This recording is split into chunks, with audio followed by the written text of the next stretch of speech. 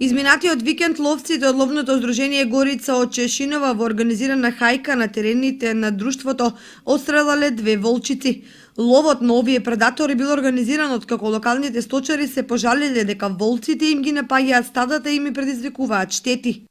Ова година со спаѓањето на овците од планините доле дојдоа и волците со нив бидејќи основна храна и по дојава на сточарите дека на терените имат доста волци. Ние како ловно друштво сме должни да ги заштитиме сточарите и организиравме лов на штетен дивеч.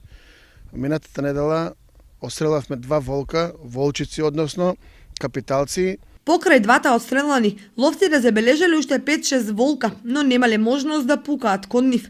Токму затоа председателот на ловното здружение Горица Драголюб Гаврилов најавува организирање хајки со цел да се намали бројот на овој штетен дивеч или да се протераат подалеку.